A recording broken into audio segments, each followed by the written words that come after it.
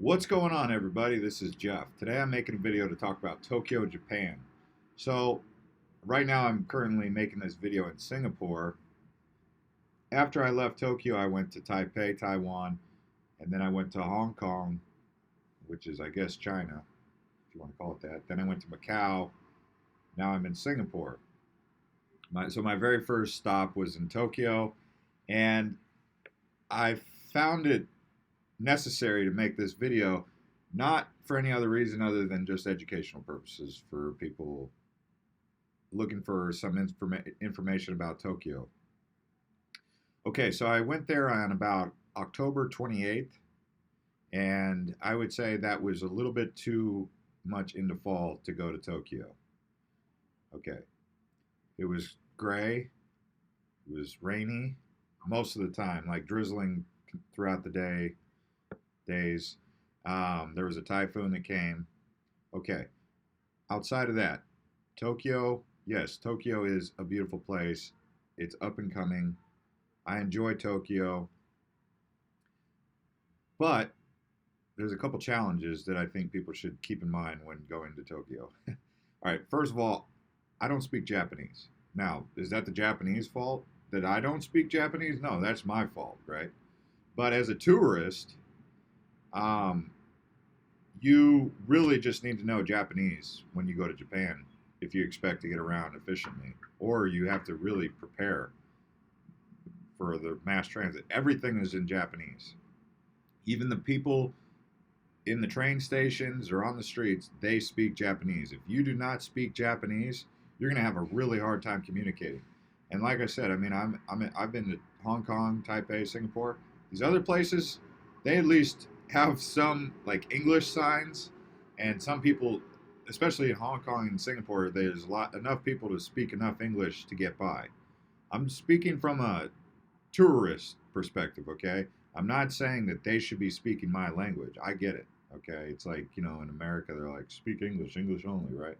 And I'm not one of those people because I traveled around and I know, like, uh, it's hard to speak pick up new languages. It takes time. Japanese is a complex language for me to learn, at least. But I will say, let's focus on some positives. So the people really friendly, and I enjoy that. I like friendly people because it gives you the impression that you're welcome and that all's good. Whereas if they were you know not friendly, that would be an issue. But I will say this: if they go like this, no ganji, that means I don't know if that means no American, no white. I don't know, but that basically means you can't come in their establishment. Um, and they do that, but they do it like this: no ganji, no ganji. What that means is like you can't come in here, and I think that means no. I think it basically means if you're not Japanese, you can't come in.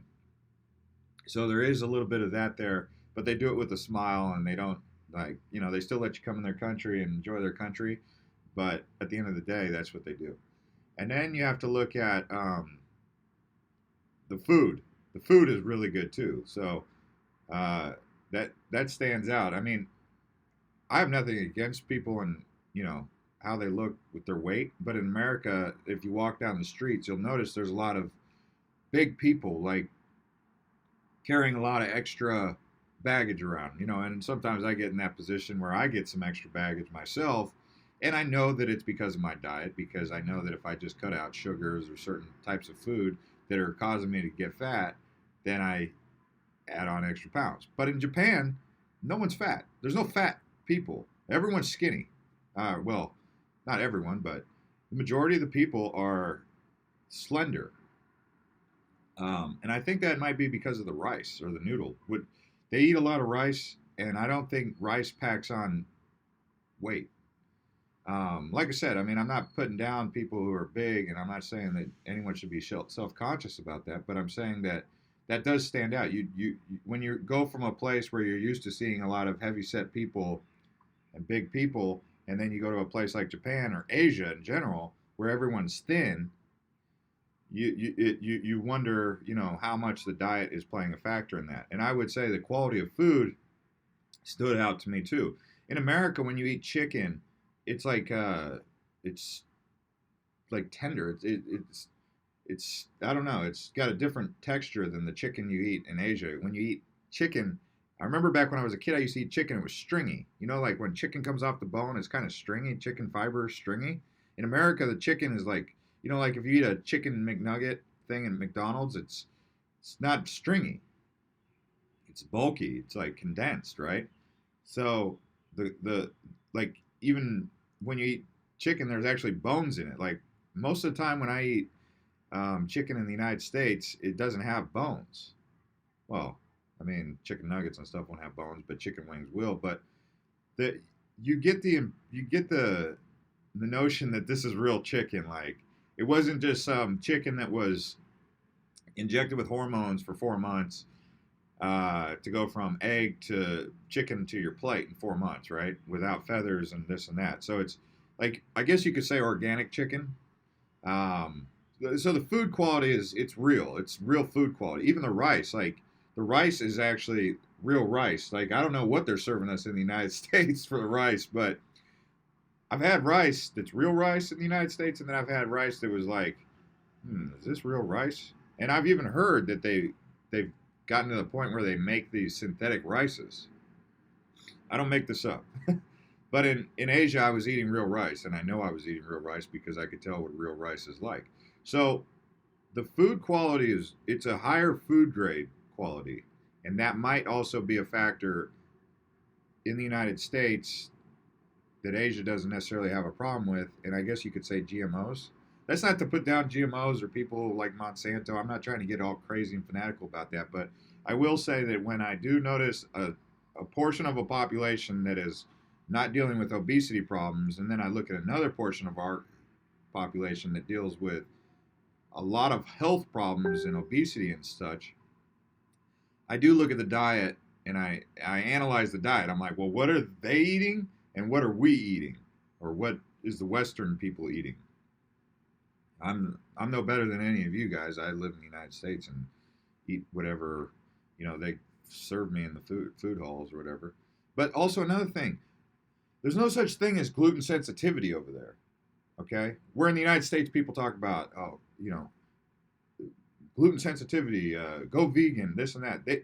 Asia, every meal has meat, every meal has noodles, which is gluten or rice. Okay? I'm not saying rice is gluten, but noodles are, I think like a wheat, most of the time, or egg noodle. But even then, they still eat breads and stuff, and that takes me back to my European time when I went to France and I went to Italy, where every meal is, bread, pizza.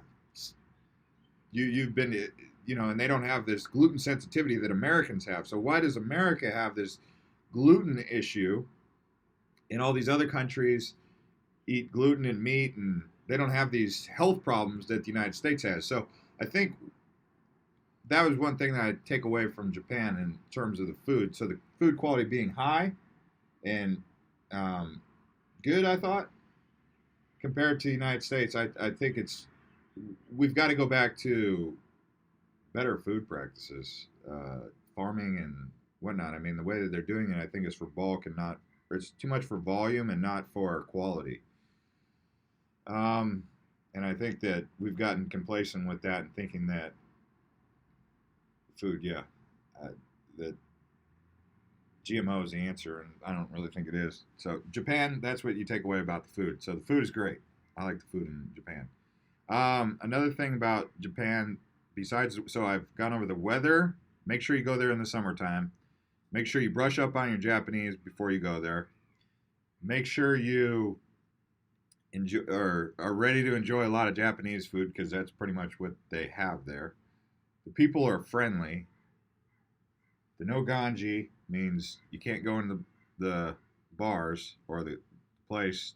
I even had it happen where I was going to get a hotel room, and they said they asked me if I had tattoos, and I said yeah, and they said, oh, sorry, we can't let you. Well, the communication barrier was there, of course. He goes, you do it, and I'm like, yeah. He's like, I didn't know what he was asking, and he told me to like lift up my shirt and show him if I had tattoos because I was wearing long sleeves. I was like, yeah, and he's like, oh no, no, no, no, sorry, sorry. It was one of those capsule hotels where you sleep in like this capsule and like you share a bathroom. I didn't really want to stay there anyway, but because I had tattoos, I couldn't stay there. So they do have a prejudice against tattoos in Japan. Um, you do get the impression that there is that the Japanese are a very proud culture, and they don't have much room for error. So if you do things that they consider to be inappropriate, they don't typically enable that. So you are on Japanese. They I don't have a problem if someone has a prejudice against something because I respect their culture and I'm in their country.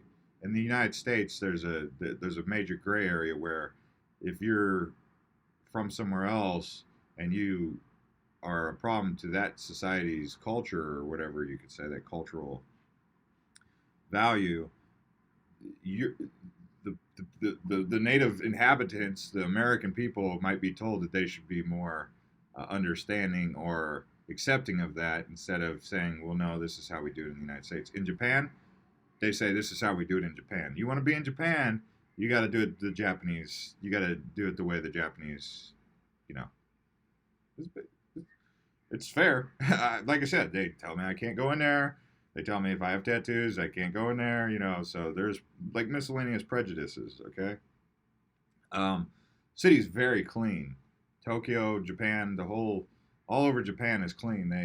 I mean, in the mornings, there's people out there. Every house, every shop holder is out there with brooms. It was funny because I was there around Halloween time, and they'd have witches riding broomsticks, and I see all these women out there with brooms just going like this in the planters and all that, and on the street and with their hoses and all that. It was just like I could see why they put a lot of like for Halloween their main figurine is a witch with a broom. It was just funny because I remember I was like, are these women with these brooms? What are they doing? But I know they're cleaning the streets, cleaning their front porch, cleaning they go out into the street and clean the whole area in front of the street. Very clean. Like you won't see cigarette butts, you won't see paper.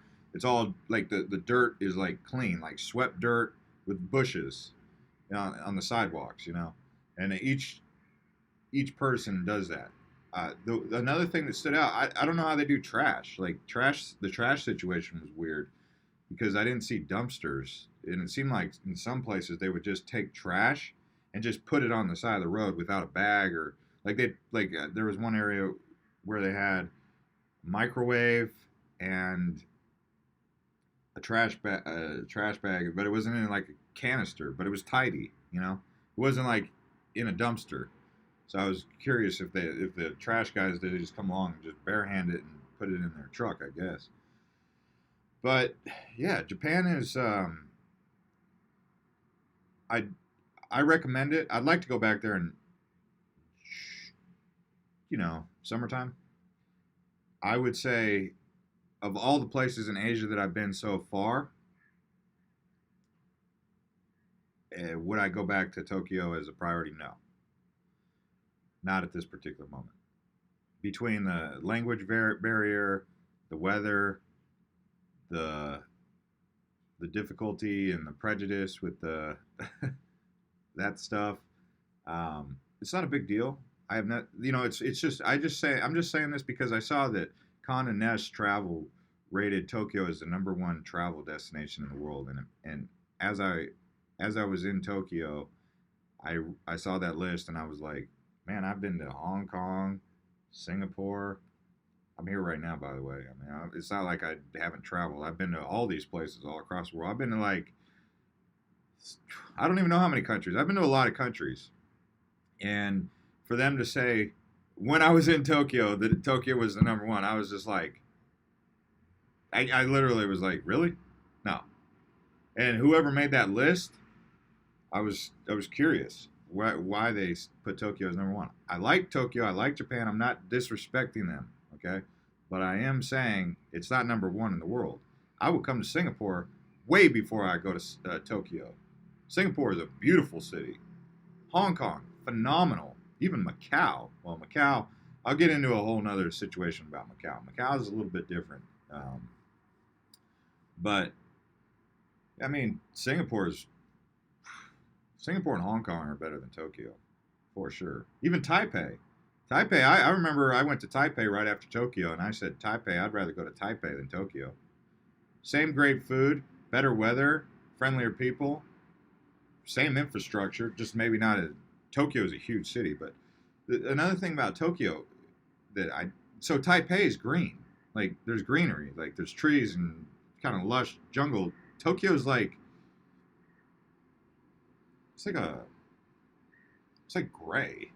Sure, there's forest or whatever, but it's it's just got a gray tone to it. Whereas Taipei and Singapore and stuff, they have like green. And don't get me wrong, there is pollution, but overall, Japan, I give it about a. I give it about a 4 out of 5. I give it about a 4 out of 5. I give most of these other places. Well, I don't know. Like I maybe give it a 3.5 out of 5. Yeah. I like how they're technologically sound. I guess the big thing I think that really throws it off for me is not knowing Japanese. If I knew Japanese, I might appreciate it a little bit more. Anyways, guys, thanks for watching the video.